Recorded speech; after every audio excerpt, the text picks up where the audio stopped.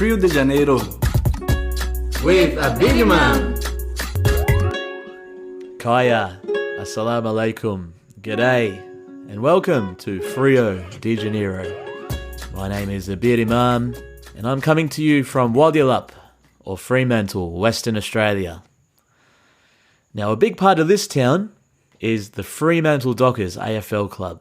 And when we reflect on why we might support a sports team, it could be because of that sense of feeling represented or being part of something bigger than yourself. That's exactly how I feel, having grown up alongside the Freo Dockers. So on this episode, I'm joined by Simon Garlick, the CEO of Freo. He's an esteemed sports leader and also had a really successful AFL career at the Sydney Swans and Western Bulldogs. It was great to talk about his journey, sports business, what it means to be the CEO of a high-profile sports organisation. This was a really great treat, and hopefully it's informative for yourself and entertaining to footy fans and those interested in leadership. Thanks a lot to Sitebeat for supporting the show, and a big thanks as well to Evelina Palmiotti from Freo, who helped in the background. Without further ado, let's get into it. Simon, it's an absolute pleasure. Thanks so much for joining me on Freo de Janeiro. As someone who is a massive Fremantle fan, it means a lot to my family, as we were just talking about, but also to have someone who's the CEO, a custodian of our club, being able to join me is really exciting. So I can't wait to go through a lot of areas with yourself. But firstly, I'm fascinated, mate, by your own journey in football. And I want to know, what's your first memory in footy? Sure. First of all, thanks, Biddy, for having me on. I'm more than happy to come on. We obviously know a bit about your passion for the club and connection from way back when. So I'm more than pleased to have a chat to you, and hopefully this reaches a number of other Purple Army members along the way. It's interesting you use the word custodian, which is exactly right, and something that we touch upon a fair bit. And I'm sure at some stage we'll talk a little bit about our strategic plan and the purpose and vision and anchors, as we call them in our organisation. And one of the real themes through that is that element of custodian, that while our club's relatively young at 27 years of age, clearly we all see it going to be here for not only another 27 years, but probably another 270 years at the very least. So we're all here. Those of us lucky enough to work in roles at the club are here, passing through, and it's really our role, as we see it, to do everything we possibly can to make it better than what we found it. And that's going to be hard because there's so much that's great about our club, but clearly there's things we're continuing to work on. So really excited time and pleased to talk to you about it all, Biddy. Mate, in terms of my start in footy, it was probably not too unconventional, really. I grew up in southeast Melbourne, in the southeastern suburbs of Melbourne, a place called Glen Waverley, which some of your dedicated podcast listeners will understand, based on Waverley Park, which no longer is an AFL ground. It's Hawthorn's home training base. But back in the late 70s, early 80s, when I was a kid, when I was young, that was the end of the train line, and it was nearly rural. It's only about 30 k's out of Melbourne, and these days is pretty much in a city. But back then, I had what I'd call a spectacularly unspectacular childhood, in the sense that I had great family, loving family. We weren't overly affluent, but never wanted for anything. And it really was that childhood where sport was a real focus, getting out on your bike all weekend, leaving at 8 a.m, coming home at 6 p.m. at night for dinner. Heap of physical activity was central to it all. School got in the way there occasionally for a lot of us, but that was sort of by the by. And, everything, it was traditional in the sense of traditional Aussie sporting kids upbringing, I suppose, footy in the winter and cricket in the summer. So my early memories are just doing that with my siblings and my friends. And then the local junior footy club was a club called the Glen Waverley Rovers, and started there, and that was sensational. We had a good club, and we were strong, and there were plenty of kids in the area, so we didn't lack for teams, and we were quite successful too, and just loved playing with your mates like everyone does. You didn't worry too much about winning and losing. It was just playing footy. So that was a fantastic experience, and we were that was in the zoning days. So each VFL club at that time had a zone, and Glen Waverley was in the southeast zone. And so we were zoned to Richmond as a club. And again, whilst you're a young kid, I didn't think a lot about it. But once I got to 15 and 16 and was getting picked in some representative sides, that sort of stuff started to come into focus. And we had some great players at the Rovers at the local footy club. The Kellaway brothers, Stewie Maxfield, a whole range of guys who ended up going on playing for Richmond. The zones finished when I was 16, so I ended up playing an under-18 competition and then got drafted to Sydney from there. So very, very ordinary, but it's really enjoyable upbringing in terms of sport and footy in particular, Biddy. When you watch the draft these days, it's a protracted, comprehensive process. You think back to when you were drafted, it was, from what I understand, the first ever televised draft. What do you remember of that evening? Yeah, October 1993, Biddy, you're right. It was the first televised draft. And I remember, because I wasn't an absolute lock to get drafted. I'd spoken to about 6 clubs, had a really good under-18 footy club year that year, and certainly thought I was a chance, but wasn't a lock. So I just remember sending, I don't even know if Dad was home. I think Mum was home. I sent her upstairs and I just watched her on my own downstairs. And it was obviously very hopeful that would occur because that was the dream. And pick 49, Sydney Swans read out my name, and it was a bit of a blur, to be honest. It was just that immediate sense of elation, and then very quickly the phone started ringing. And interestingly enough, as a bit of a side, the first phone call was from David Parkin. So those who know footy, Parko was their then coach of Carlton, obviously played at Hawthorn, was captain, premiership captain, went to coach Carlton, premierships at Carlton. But his other real passion in life is university and lecturing students, and particularly in sports administration and physiology and the like. And Parko was my lecturer at university. I was doing sports management at Deakin University. And he called me, it was literally the first person to call me and said, straight away was down to business. He said, congratulations, well done. We were going to pick you up a couple of picks later. Sydney got in. And by the way, I've already spoken to a colleague of mine at the University of New South Wales, a colleague of mine at University of Western Sydney. We're going to be able to get you a few credits in the subjects you did this year, and we'll get you into uni. And it sort of blew me away at the time, because he's a guy who's coaching a team. He just lost a grand final to Essendon, to the Baby Bombers. He was about to coach one of the greatest teams of all time in 95. Yet he was worried about this pimply-faced kid who'd been in a few of his university lectures. And it brought home that notion of education and the importance of it, which was something that my parents had certainly fostered in us as kids, but it really rushed that home. And Ron Barassi, who was a coach of Sydney, was the second person to call me, and had a good chat to him. He said, great, fantastic, the hard work starts now, all of the stuff you'd expect a coach like Ron Barassi to say. And then the mates started piling over. And my first contract, Biddy, was for a base salary of $7,500, the princely sum of $7,500 for the year. But that night, my mates all thought I was a millionaire because I was shouting drinks at the local pub. But it was a pretty cool day, and then a couple of weeks later, I was up in Sydney getting into it.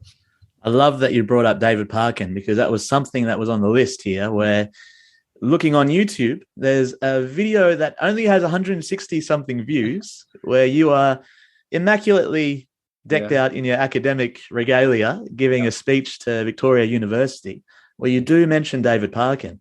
And what's interesting is you were already interested in sport management before you got drafted. So what was it like where you could pretty much come into the real world of the four walls of a football club, and it was like studying in real life? What was that like for you? Yeah, it's a really good point. I obviously was living the primary dream of playing AFL footy. That's what I wanted to do, had wanted to do from a very young age, and that was obviously the focus. But you're right, you're getting an inside view into the running of a professional sporting club. And as you say, that was a real interest of mine and had been for a fair while. So, little things, that the CEO of the Swans at the time, and you've got to remember the Swans were a struggling entity, and not only club, but entity in full that bottom of the ladder those previous few years. And the AFL had sent a veteran administrator called Ron Joseph up to Sydney to help straighten things out, really. Ron had overseen North Melbourne's rise to success in the 70s. He'd exploited the 10-year rule and recruited a vast number of players, and was an architect behind them winning the 75 and 77 flag, and had been involved a lot in football since then. So Ron came up to Sydney, and Ronnie was a very different individual. And those that know Ronnie well will know what I'm saying there, but a passionate man and, highly intelligent, ruthless negotiator, but he had a real care for the players under his watch as well. And what Sydney did in that 1993 draft for the first time in, I don't know how long, but they just focused on going to the draft and drafting as much young talent as they could. They had the number one pick, a mate of mine called Darren Gasper from WA, a Freo boy actually, South Freo boy. He got picked at number one, and then they had a whole raft of picks because they'd been so poor, and I think had a few concession picks. And instead of going for recycled players from other clubs, they went to youth. And so they did that year. They had a young Paul Kelly, who was about to win a Brownlow in 95. Andrew Dunkley is a cornerstone defender. Recruited Paul Roos, recruited Tony Lockett. So started to build a foundation. Stewie Maxfield came up there, Craig O'Brien. So they did a really strong list build in that sense. So to be able to watch Ron, and he used to take young players out for dinner, and because we're all up there without families, and he used to look after us in that sense. So I really got to know him and talk to him about and press his brain on a few things. So that probably, to your point, he only encouraged my enthusiasm to think a bit about the administration of sport. And footy was obviously the focus, but I had a passion for a whole bunch of different sports. So it was a really interesting time. Were you pretty unique amongst the playing group or players at the time to be studying while having a professional career as a footy player? It was a fascinating time because it was really that transition period from part-time professional to full-time professional. There was still a number of the older players within the cohort of a footy club who were working, having jobs, and we're still training in the afternoons or evenings, maybe doing some stuff early in the morning. But they used to do that, certainly in my first 3 or 4 years, so 94 through to, I'd say, 98, to accommodate guys who were still working. Most of them would have understanding employers or be doing their own thing because it was difficult to do both. But in those early years, studying actually fit really well.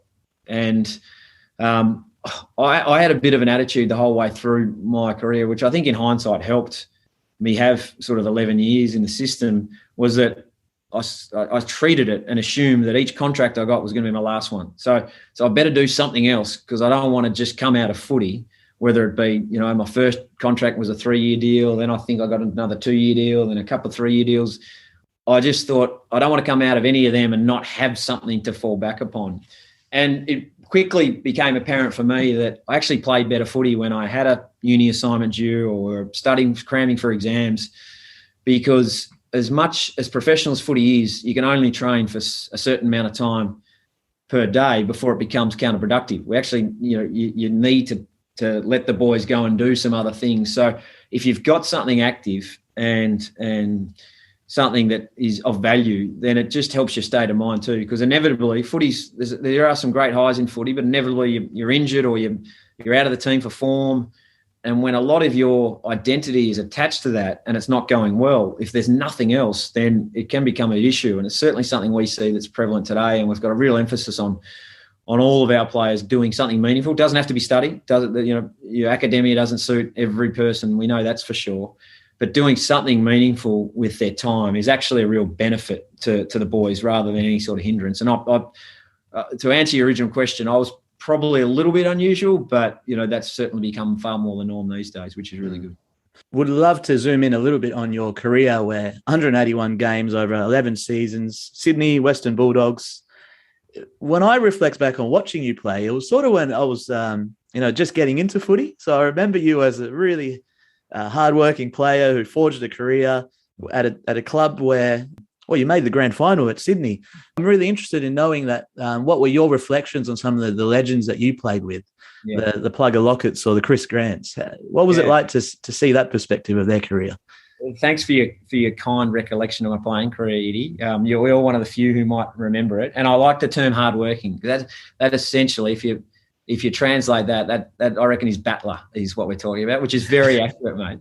But no, I was very fortunate. The Sydney experience was unbelievable because at the time there were a few players that the competition was turning into the AFL. I mean, obviously West Coast came in 87, Crows came in shortly after. So it was very much becoming a national competition, but it was still getting there. And there were some young players who didn't want to travel interstate. And I mentioned Gas before. He was initially one who was a bit reticent. We had Shannon Grant and Anthony Rocker that we drafted to Sydney the year after we went up there in 95 for the 95 season, who were both a bit reticent to move. I was more like, I was pick 49, so beggars can't be choosers, but I was like, can't wait to get into it. I would have went anywhere to play AFL footy. And in hindsight, going into state can sometimes be a real positive because you're there for that purpose. So that was a great experience. And as I said, I talked a bit about the formation of the list. And, 94 was a tough year. We won 4 games. 95, we won 8 games and knocked over a strong Collingwood side in the last round, which gave us real impetus going into 96. Rodney Eade came in 96 as a young, fresh, innovative coach after Barras had done a really good job laying the foundations. And then we just caught fire. As I said before, Paul Kelly was near close to unstoppable as just this, bollocking midfielder who just had unbelievable speed and strength. And was just a great leader and a great bloke. He and Plugger built a remarkable friendship, both country boys, Kel from Wagga and Plugger from Ballarat. And so they just hit it off like a house on fire. You combine that with Roosie, who was playing brilliant footy. I think he played his 350th in 96. So, his 350 games clearly coming towards the end, but was in brilliant form. Talked about Dunkley, who'd get the tough jobs. Whether it be on Carey, it was unbelievable at the time. Ablett, Dunstall, and when did a fantastic job. Dunks wasn't the most skilled player, but he's a brilliant defender. And then you had this young talent coming through. So Shannon Grant, unbelievably talented player who was just starting his career. Young Mickey O'Loughlin. I was lucky enough to live with Mickey for the first period of his time up in Sydney. Finding his feet, but just showing signs of what we ended up seeing for over 300 games and, Hall of Famer and all-time great. Young Leo Barry, who didn't get a lot of game time in 1995, 96, but ended up, taking such a remarkable mark and being a brilliant player.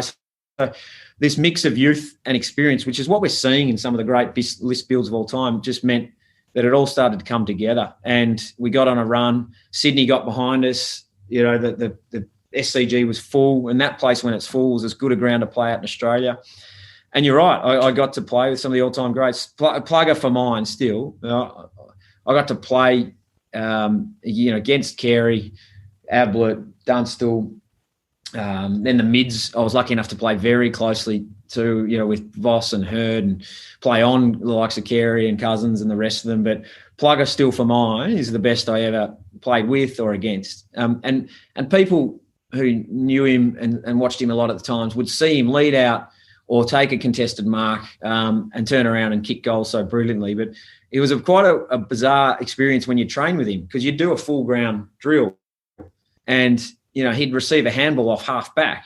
And literally, I don't know if he'd ever been in the half back line in an AFL game in his life, but he would receive a handball or pick up a ground ball, reel onto his left foot and hit a target leading at him, from 40 or 50 metres. And his skill level for a guy his size and his power and his intimidation was just phenomenal. So he was incredible. I played with Plugger in one game in 1995. We played Fitzroy, and Fitzroy obviously struggling at the time. It was at the Whitten Oval. They were playing their home games there. And Plugger, I knew he'd kicked a bag to half time. And I just walked past him in the change room and said, "How many you kicked, Plug?" And he just grunted at me and he said, 10. And I'm like, okay. Good. So he's got 10 to half time. And then he ended up being on 16 late in the last quarter. And Barassi took him off for some reason for a short period of time. I reckon he could have broken the all-time record, but he had a patch where he kicked 16 and the week before against Adelaide kicked 8. The week after that kicked 7 or something, and he hadn't missed the whole way through. And he's kicking from tough angles. He was as good as set shot. So he was an absolute ripper. And Sydney really agreed with him. He was in a really good headspace. For a guy who had some challenges, in his early days, he was just an awesome teammate, an awesome guy to play with, and it was just a great experience. Moving from there, you go to the Western Bulldogs, and that's a club that has a significant imprint on your footballing background. I'm really interested in how you made that transition from being a player to within 7 years becoming the CEO of the club. What type of pressure you might have felt being that word custodian, and how you got there as well, because I understand there were a number of roles you took that led to that position. Yeah. So, I mean, I played there for 7 years at the Dogs, obviously, and had a phenomenal time there. It was interesting because I had a year to run on my contract at Sydney. Lucky enough to play in the grand final in 96. Had a poor start to 97, both form and injury wise. Byron Pickett put my shoulder blade into or my collarbone into about 8 pieces one day, so that ruled me out for a decent period of time, and it just didn't have a good 97. And the Dogs were really interested. I had a year to run in a contract at Sydney in 98. Loved, as I said, my time there. Great friends, great experience. And the Dogs were really interested, and they came hard at Sydney. And Sydney were sort of nonplussed. Rocket was, hey, you can stay if you want. And he talked honestly about the midfield opportunities with really strong midfield we had at the time, and the Dogs were really interested. So when you've got one club and coach super keen and another one who was, nonplussed about it, it's a pretty easy call coming back to Melbourne. And just had a ball, mate. The Dogs now, just amazing lifelong friendships that have come out of that for me, to play with and now maintain friendships with the likes of Robert Murphy, Craig Ellis, Luke Darcy, Nathan Brown, guys, that I just treasure as friends. But you go through this patch where they're a battling club. That was if someone was asked you what, that would have been one of the first words that came together. And 97, they'd had a phenomenal year, just snuck up on everyone, and obviously went within a couple of points of playing in a grand final. And then 98, we were just a hungry, aggressive, angry, but still really skillful and dedicated team. Playing the lights with Libber and Jose and Dimmer. Scotty Wine was a phenomenon as a bloke and as a player. And so I just had an awesome experience there. Loved that. And then time came for me at the end of 2004, and it was, it's always a tough transition, but my knees were pretty much shot. And if I wasn't, as fit as I could be and pushing to the front of running groups and being able to train consistently, then I was always going to struggle. So it was the right time. My wife, Lou, we'd just had our daughter, Bridie, in April of that last year in 2004. I'd finished an MBA, so I'd done a master's degree at the end of 2003, and I had a pretty good inkling that 2004 was going to be my last year. So I went and had a chat to a guy named Abe Thomas, who was the CEO of LeasePlan, who was the major sponsor of the Bulldogs at the time. Now, they're a fleet management company. And I chatted to Abe and said, Abe, I've got Thursdays off. Can I just come in here? Don't pay me, just get some experience, because I've had all this theoretical experience through my degrees, but I'm 30, and guys my age had 6 or 7 years of practical experience in the workforce. So behind the 8 ball a bit there. So Abe was brilliant, gave me an opportunity, came in every Thursday. This is a serious business. This is $1 billion business, fleet management. They got back office, call centers, front office sales and customer relations team, unbelievable HR practices and I just spent time across the whole business, which was a bit like an executive apprenticeship. It was awesome. And he paid me. I got paid as well, which was brilliant. So, I had an amazing experience there. And then I got a job at LeasePlan, I think it was November 1, 2004, when all my now ex-teammates who were starting back at preseason training, it was a Monday, I started my first real job in the workforce. And I was at LeasePlan for 6 years and had a ball. And it was funny a bit because, I'd gone from living the dream, so literally playing AFL footy, to going, suit and tie every day, working for a fleet management company. And Lou and I used to laugh because I'd come home and she was, how was fleet leasing today? It's not quite, going and kicking a footy around with your mates, but it was nearly irrelevant. I was just getting this experience. And they're a phenomenal company, Dutch owned, very process systems driven. So the learning curve I went on there was phenomenal. Got promoted a couple of times, was lucky enough to them to show some faith in me. Whilst I was doing that, the Bulldogs asked if I'd go on the board. Cam Rose and David Smorgan, the CEO and the president at the time, approached me, and I was really pleased to do that. That'd been phenomenal for me, and if they thought I could help in any way, I was happy to do that. So I did that for 3 years, and then towards, I think it was the end of 2008, they asked if I'd be interested to come on and work in a commercial role at the footy club. And it was funny because we spoke before about David Parkin and sports administration, and I always had an interest in that. but it was never specifically footy. I always thought I'd end up working in sport in some manner, but I had a bit of an informal plan to work commercially for a decade to get some cred and experience and then see where the opportunities lie in sport. In the meantime, going on the board was a no-brainer because it was a great experience. I was doing some commentary. So that was all working. All the while, we were building a young family of our own. So I did that. Ended up taking a position at the Dog running their commercial division. And then 12 months later, Cam, the CEO, left quite unexpectedly. An opportunity for him came up and he thought he'd go and pursue that. And the board approached me and said, would you be interested in applying for the role? And I hadn't honestly thought about it specifically. I was 35 at the time, still relatively raw. And they said, look, we're going to run a full process. It's going to be driven by an external recruitment firm. We'd like you to, put your hat in the ring if you're comfortable doing so and see how that goes. So, Lou and I spoke about it. In the end, decided that it's worth a go and went in the process and was really fortunate to be appointed. So that's sort of how we arrived there and just had a brilliant 5 years as CEO there at a club at the time that it was a really interesting period because spending millions of dollars less on their football program, well under resourced compared to the powerhouse clubs at the time. And, just had to rebuild it, or not just from a list perspective, but a football program point of view. And also at the same time lobby for this thing called competitive balance or equalisation, which was really, really important for clubs to have an even chance. For those clubs that are smaller market, not as historically successful, have a whole bunch of historical disadvantages to give them a shot at winning it, which obviously the Dogs, ultimately did in 2016. Yeah, and it was 2011 when you came in, and there was a strategic plan that was put into place. What were some of the key pillars of that, and how it actually was coming into fruition with you winning the flag in the end? Yeah, it was relatively straightforward and simple. We at the time the club was around $11 million in debt. The revenue that we were driving was, in the absolute bottom quartile, if not at the very bottom.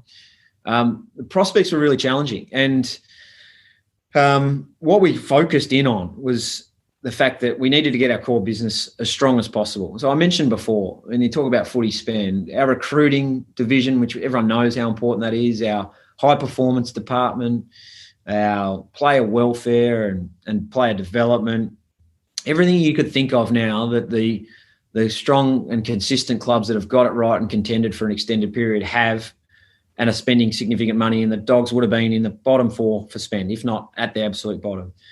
So done an amazing job in 8, 9 and 10 to play in prelims and give it a real shape, particularly in 8 and 9. The prelim in 210 was probably, more on the down slope than the up slope in all reality. So fought out its weight division amazingly well in that sense. But really needed to think about, okay, how are we going to do this? So we prioritised that as a cornerstone of strategic plan. And then the other thing we really focused in on was the fact that, we're a club in the fastest growth corridor in the country. So it just so happened that between Footscray and Geelong, was 80 odd Ks of vast undeveloped land, flat land, pretty windy, but that was where the next growth area of certainly Melbourne and Victoria was. And we'd speak to the AFL. Gil at the time, who wasn't the CEO, but was really spearheading this push into southeast Queensland and Western Sydney. They were driving that as a priority. And we sort of worked really closely with him and said, hey, we understand that. We get that concept. Go to where the people are, so where the growth is, virgin AFL territories, let's get new people supporting the game, 100%. But by the way, 20,000 people a year are predicted to move into Melton, Wyndham, those key local government areas that I spoke about earlier on. So we're going to make sure that we've got a strong, viable presence there. If you started the AFL from scratch, you put a team there. It's interesting because there's Footscray, which is where the Bulldogs are. There's Carlton, there's Essendon, there's North Melbourne, all within this 7 or 8 kilometre radius. So you wouldn't concentrate it like that. You'd certainly put a team where that growth corridor is. So we use the term the Bulldogs' backyard, and we just did an all-out assault. We worked with the local governments. We started a program called Sons of the West, which is a men's health program. The health outcomes in that area far worse than they are in more affluent areas of Melbourne. So, we realised that we need to be a genuine player, and not just a footy club doing a few clinics here and there at primary schools. We need to make sure we make a significant and positive difference in the people of that region's life. So men's health program, youth leadership programs. We worked with local hospitals, community centres, you name it. We just worked on making sure that the people who are moving into that area, and a lot of them new arrivals, so we knew a lot of them wouldn't have the capacity or capability to be a member straight away. But we thought if we do that right and build this community program that is genuine and successful, then when they do, get on their feet and are able to follow something, they'll remember, the citizenship ceremony that the Bulldogs did when they became an Australian citizen, or their dad that they helped become really healthy through the yoga programs or the mental health programs that we put in place with them. And, if we could get the footy right, the core business, plus have this really strong community bent and focus, we thought once they converge, it's going to be a pretty powerful mix. And I think, obviously the Dogs had that ultimate success in 2016 and the community focus has continued for them. And, I think they're going to turn into a really powerful club. They've got no debt now. They made a few $1 million last year. They've got a great list. They're going to contend over coming years. So, hopefully we're knocking them off, but they're going to be up there and they're going to be a strong club. And I think they'll end up transitioning from a club that, we talked about it earlier, might have been perceived as a battler historically to a really strong and viable presence in the competition for future years. I wanted to now jump into that which is Fremantle and coming to Freo. I remember your first press conference in 2020, or it might have been late 2019, where it was described as a coming together of circumstances.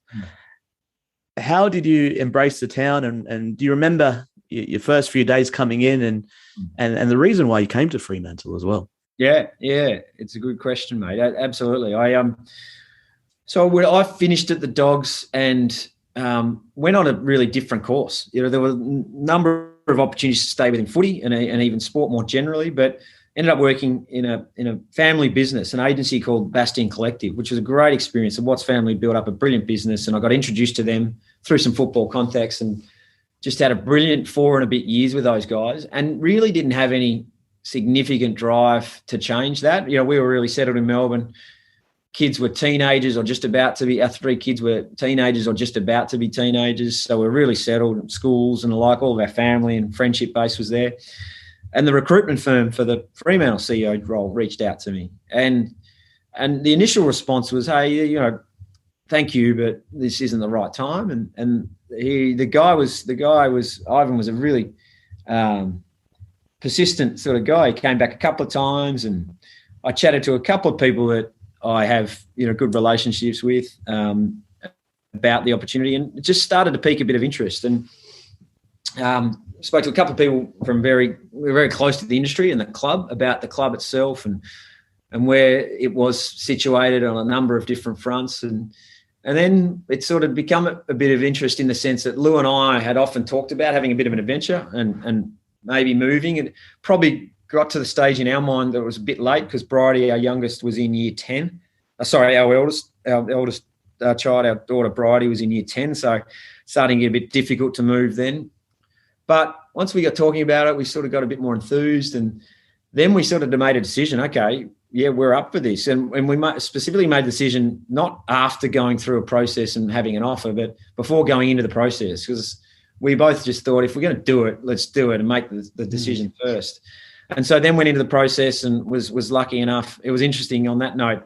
I rang Lou because I came to Perth to do an interview and subsequently was offered the role when I was still in Perth, and I rang Lou and said, okay, we're on. And even though we'd made the decision that we're into it, once it was real, it was a bit of an initial different reaction, but we were up for it. And the more and more I looked into it and the club itself and the history and, doing some of my own research, the more enthused I became. And then you're right, at that initial interview, I talked about it as a coming together of circumstances.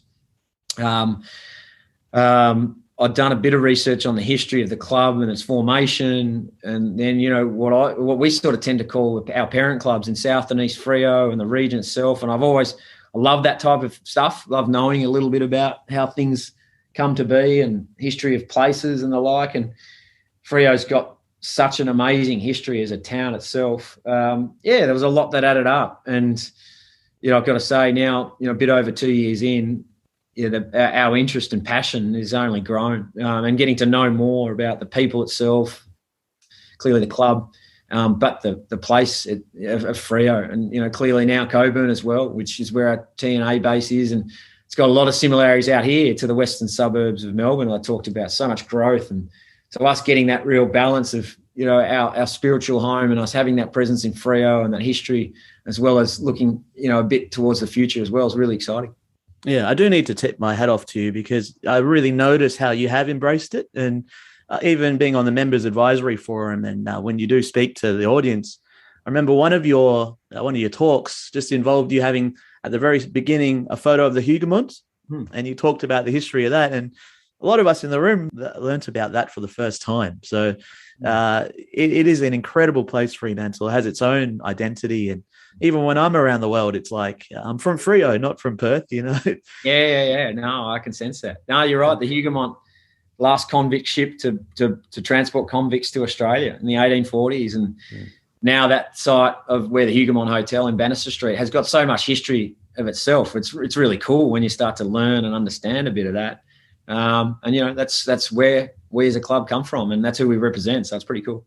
Now you've stepped into the role, and then a couple of months later, it really there's a really challenging time for humanity through COVID, and we're all still dealing with the consequences for sport, for other areas of life. But I'm fascinated with how you had to navigate as a leader through the very tough times at the beginning, especially when we're talking about leading your team, your people who are such an important part of the organisation. I'm really interested in how you went through all that. Yeah, you're right, B. I've said a number of times that Dale and the board, when they were selling the virtues of coming to Perth and Freo in particular, didn't disclose the fact that there was a global health pandemic on the horizon. One of our board members, Andrea Hall, actually said at the January board meeting into 2020, when COVID was starting to get spoken about, this thing was occurring, that it's going to be a global health pandemic and it's going to have massive implications across the world. And at the time, she was clearly in front of the game a little bit, because surely enough, it was 6 weeks later where it started to really hit. Incredibly challenging time. Most significantly because of the impact on our people. You're seeing it from our broader membership base, but in those who've worked at our club, some of them, for close to the entirety of our existence, and having to stand staff down, reduce their pay, their work hours, everything that went along with that. That clearly, we were just one of many, many organisations that had to do so. That was a really challenging period. Interestingly enough, it was probably slightly fortuitous that I hadn't been here for a long period of time, as you said, literally a couple of months in. So I hadn't got those deep relationships with some of those people. So funnily enough, it probably made it slightly less challenging to have those difficult conversations, because those relationships weren't there. But by the same token, the emotion and the impact that it was having was massive. So we just had to, like we do with all of these things, and one of our anchors is club first. You've just got to make a decision with all the information you've got at hand and keep it the priority as being the overarching club. So it can't be about individuals. It's got to be the club. So that's guiding principle, and we've used that the whole way through. And as I said, it's one of our guiding anchors now. And our people are phenomenal. They're just so resilient and bounce back. And as soon as we could bring people back, we did. And we've now, it's sort of swung around a little bit for us from a people and club perspective, and that we've had a reasonable run in WA, as we all know. And we had 9 home games last year, lost a couple, the Carlton game and the North game. But apart from that, compared to some of our competitor clubs, have done reasonably well. So hopefully, touch wood, that continues. But, we're back firing on all cylinders. No, we've got a few things to step through with borders and quarantining and the like. But this organisation, as I said, it's going to endure a lot and come through the other side, and that's what we're seeing now. Yeah, and thankfully, one of the really impressive pieces of work that the club has been able to put together through yourself and the team has been the strategic plan. for 2021 to 2025, and it was launched at the AGM back in November 2021. So I just remember being in the room that day, and there was an air of excitement in the air. But then once you stepped on the stage, everyone just went calm. There was something about your presence, and you went through this presentation, which introduced us to some of those anchors, those strategic pillars. Take us through, how do you actually set a strategic plan for an AFL club? Those steps and those stakeholders you have to deal with, I imagine it would be quite complex. Yeah, absolutely. And thank you again, mate. That's very complimentary. You might remember, Biddy, if you think back, though, I was about 2 minutes into my presentation and the whole attention of the room shifted to my left because the players who were going to go up on stage that night had just arrived. So I don't think my presence had that much impact. They were far more interested in the talent coming into the room, but that's okay. We got it back on track. This is a really important piece of work. And it was one, so as you said, I arrived in November of 19, and clearly we would have loved to have done this far earlier. But obvious reasons, we were just focused more on survival and getting through that period at the height of the COVID challenges. And that was where we put it off for a period of 18 months. And then when you talk about the steps undertaken to establish, build and then implement a strategic plan, the most important thing is to have that element of input and involvement from your key people. So this was a 6-month process that clearly critically had representation of all of our staff, our board, our playing group, members. We had portions of members and supporters who saw parts of it and would ask for their input into it. We didn't involve the AFL directly, but certain areas we'd talk to them about our focus and get their input on certain things as a key stakeholder. A strategic plan that comes straight out of a CEO's office that doesn't have that level of input is going to really struggle to get buy-in, because it might be one person or, an executive team strategic plan, but no one else has real ownership of it. So that was the most important thing. So you can imagine that is significant amount of workshops and discussion groups and focus surveys. We surveyed every one of our, part of the strategic plan is our purpose, vision, and values. We call it our purpose, vision, and anchors. That's how that evolved over time. So getting input from everyone in relation to that is so critical, because that's what's going to guide us. The purpose is, our reason for being, why we exist. The vision is where we want to be, and then our anchors are what drives us on a daily basis. So to have them be effective, it can't be one person's idea of what works here. So to do that properly takes time and effort and conversations and facilitated workshops and the like. So that was really critical. As I mentioned at the AGM and have done a couple of times since, I think the one thing that really came through those workshops and that input from all those different stakeholders was that we wanted this to be ours. We wanted our purpose to be specific to Freo, and many organisations and ours had one that was really good. It worked and it was logical and it was sensible, but it was also one that could have applied to all the other clubs in the competition.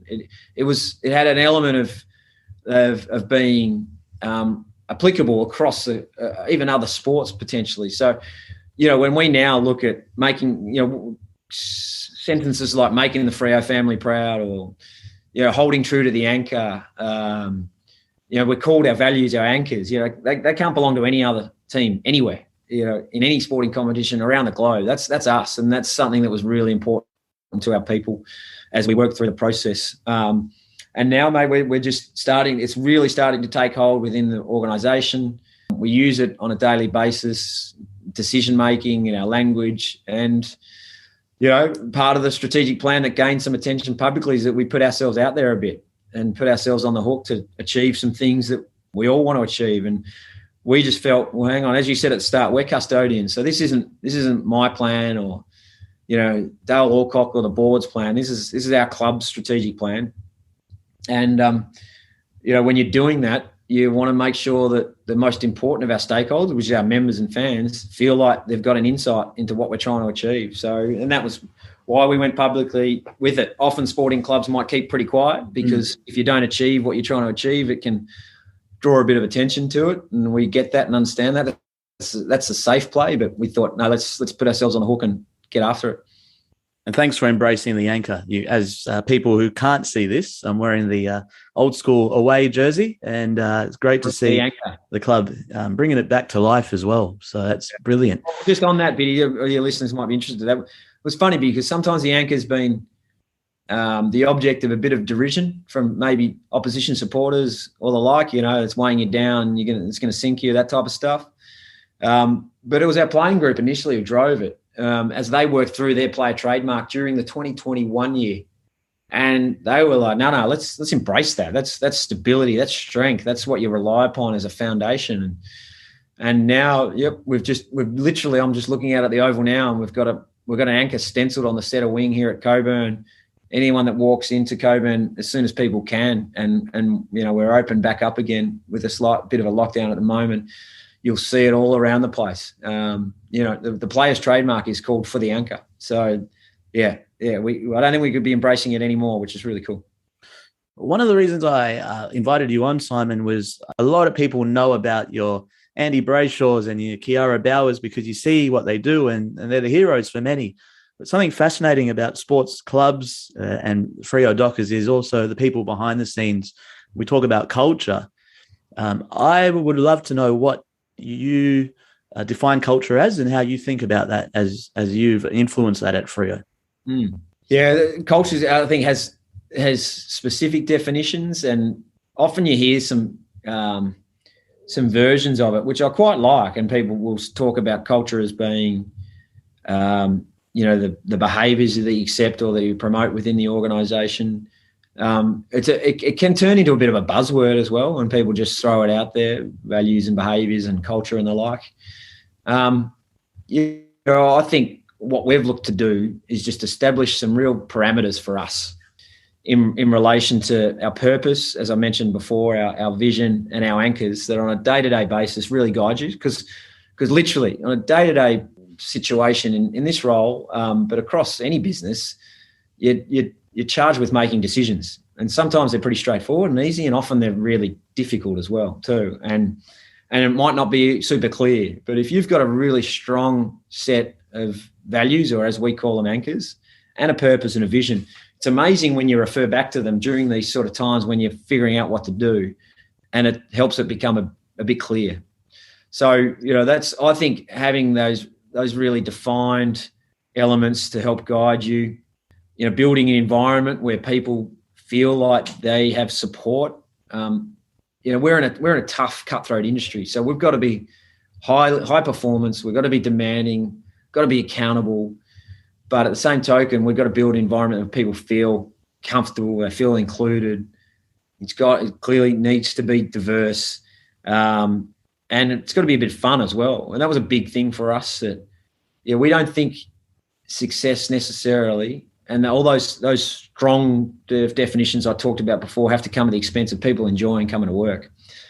So, I've probably gone a long way about answering it, mate. Hopefully that gives a bit of an indication on what I see being the culture of the organisation. But I think our role, particularly as senior leaders, is to create an environment that people love coming, to get better, and to improve and do their bit to make us as successful as we can be. Are you one to study other sports, to keep up to date with other industries that informs your role? Is that something you like doing? And I ask that because I was just listening to Alistair Clarkson and his jaunts to England and to check out the NFL and other competitions and how it informed his role as a senior coach. I'm just interested if you do the same as well. Yeah, most definitely. And probably not just limited to sports. I do. I'm like I'm sure many of your listeners, Viddy and yourself, I'm a passionate sports follower. Love a lot of the US sports in particular, but love seeing successful organisations and just understanding how they go about it. We used the term culture before. I'd probably term myself as a bit of a culture junkie, in the sense that I love hearing about, whether it literally be a huge multinational corporation or, as you say, a sporting NFL team who've done incredibly well. I love just digging into it a bit, doing a bit of research and understanding the things they might have done. And that's certainly something we as a club look to embrace. And, it certainly doesn't have to be, an AFL club. We need to look far and wide to get something that might be applicable or relevant to us and see if that can be something that is relevant. And I know, JL and Belly in particular are very similar, voracious readers and studiers of other organisations. So, we feel like there's a lot that's on the right track at our organisation, but we're under no illusion. We've got a heck of a lot of work to do. And we're not always going to get the answers from inside the Freo HQ. It's going to take a bit more than that. So, yeah, I love that sort of stuff and constantly looking at where else we can get better from other people. Simon, I'm very mindful of your time, but another thing I've been very complimentary of through the podcast as well is your clear communication, ability to speak in front of heaps of people, big audiences, and represent the club. I'm fascinated if you have always been a clear communicator, or is it something you've honed? And if so, how have you done that? I laugh when you say that, Biddy, because I think I was in year 8 or 9, and my mum used to threaten to send me to speech elocution lessons because I was like a lot of 14, 15-year-old kids and boys in particular, and I've got a couple of them at the moment. And I think my communication on the home front was not much more than a grunt to mum and dad when they wanted to find out about my day or ask me how things were going. So I don't think that was a communication skill issue. I think it was more an intent issue and an age thing. But I forever remember mum threatening me to send me to elocution lessons. I don't know, mate. I think it's certainly not been a huge focus. I find I've never been particularly uncomfortable speaking to audiences or groups, particularly when it's a subject matter which I'm passionate about and have done my research. I find the only time I feel a little bit uneasy in those sort of situations is when I'm a bit underprepared, or I feel like I haven't thought enough about it or done the necessary work. So the instance you talk about at the general annual members meeting, whilst I didn't spend days and days preparing for that, it was the culmination of 6 to 12 months worth of work in relation to the strategic plan, and something that, is a driving passion in my professional life right now. So I knew the subject matter well, and then it was a bit about pulling together what I thought might be the right way to communicate it to our most important stakeholders and our members, and then giving a couple of rehearsals because it's so important enough to do so. So, yeah, as I said, I think if it's something you're passionate about and you've done enough prep work, then hopefully you can communicate it in an effective manner. I also wanted to say before I left you, otherwise I'd feel bad. I want to say thank you to the club for standing up for really important social justice causes, because so many people, young people, watch, and sometimes sport is proliferated with sports betting ads and alcohol and junk food.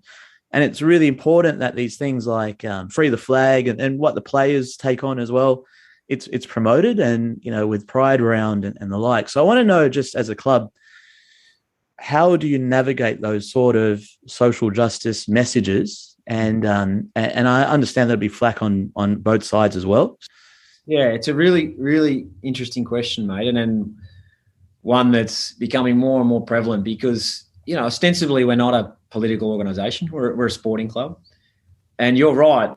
It's not unusual for us to cop a fair bit of criticism, for not just sticking to footy, get on with, winning games of footy, which clearly is our overriding and unequivocal priority. That's what we do. But at the same token, we have a significant platform. We're lucky enough to have, on a yearly basis, even though we haven't been as successful as we like over the last few years, have 50,000 committed members who are willing to spend their money with us, and we have significant hundreds of thousands of more supporters, and we're in the biggest sport in the country, and we're on the back page of the major newspaper in this town every second day, sort of thing. So with that comes a significant platform and an ability to influence to a degree. So it's a tricky one here because there's a lot of people who might not necessarily agree with some of the stances we take, and they're really important people to us in our club because they're members, and Fremantle is a really important thing in their lives. So it's a fine line to tread. The safe position, and a lot of sporting clubs do this, is to remain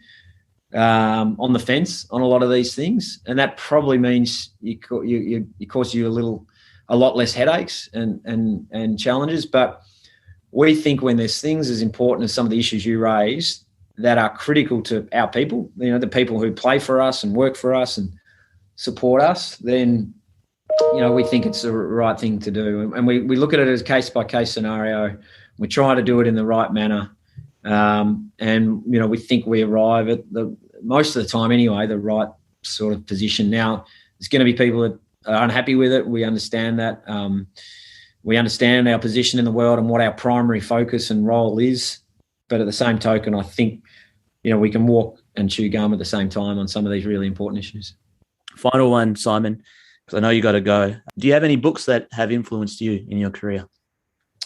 Good question. I think I'll give you a couple. The best sporting book I ever read was Andre Agassi's book. I think it was called Open. That's it. I just thought it was brilliantly written, and it was really transparent, and I thought that was really cool. In terms of management or lateral thinking sort of stuff, there's a guy called Malcolm Gladwell who's brilliant.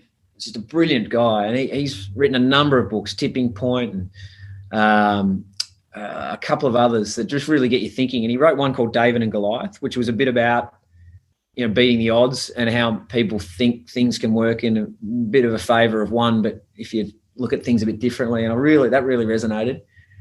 And then the third one, I used to read far more than I do now because of different demands, but if you just talk about a fiction book that I love, that still, if you say what was one of your favourite can't put down books, was a book called Carlito's Way, which was turned into a movie. It's an American crime gangster. Al Pacino played Carlito Brigante, and it was an awesome movie, and the book just captivated me. I don't know why, I just always remember that, and just a couple of excerpts from the book itself. And then it was one of those ones where they just nailed the adaptation, the screenplay, and the book, and the movie was as good as the book kind of thing. So, there's a couple anyway, mate. Well, Simon, this was captivating as well, mate, and an absolute honour and pleasure to hear where you're heading and your story. So it's something that we're really grateful for, and hopefully there'll be a time we get to catch up at some point. But all the best for this year and beyond. Let's hope you achieve everything and more in the strategic plan. No, thank you, mate. I've enjoyed the chat, and Biddy, anytime I can chat to a passionate Freo supporter, which you obviously are, given the jumper you're adorning right now and your knowledge of the place, I'm more than happy to. So thanks for taking the time, and thanks for your support, mate. Can't wait to see you at the footy. There we have it, Simon Garlick, CEO of the Dockers. Thanks, Simon, for bringing your A game. You can find show notes and goodies on freodijaneiro.com or abidimam.com. Until next time, keep smiling, keep scoring.